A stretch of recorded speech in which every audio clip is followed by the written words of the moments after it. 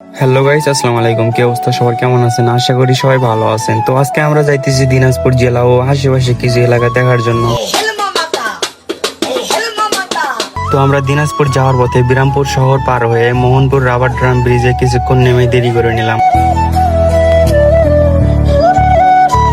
তো আবারও আমরা গাড়িতে উঠে দিনাজপুর আঁকাবাঁকা শহরের মাঝখান দিয়ে সোজা চলে গেলাম রামসাগরে। তো আমরা রামসাগরের গেট থেকে মোট 450 টাকা দিয়ে পুরো মাইক্রো ভিতরে ঢুকে নিলাম। ভিতরে ঢুকে আমাদের চাব্বির ভাই আমাদের জন্য খাবার রেডি করতেছে।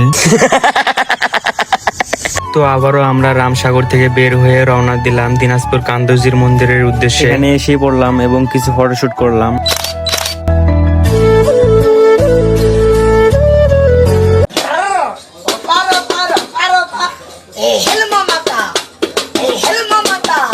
তো আমরা কান্দজির মন্দির পুরোটা দেখে সবাই মিলে চলে আসলাম দাদুবাড়ি পার্ক অ্যান্ড রিসোর্টে।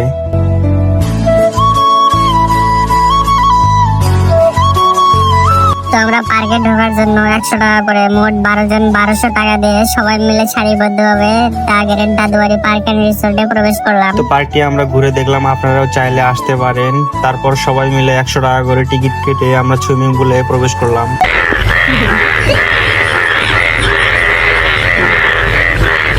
তো ফাইনালি আমরা দাদুবাড়ি থেকে বের হয়ে রাজবাড়িতে গিয়ে সবাই মিলে কিছু মজা করলাম। তো ফাইনালি আমরা সারাদিন ঘোরাফেরা ও ভন্ডামো শেষে আমাদের গন্তব্যের উদ্দেশ্যে রওনা দিলাম।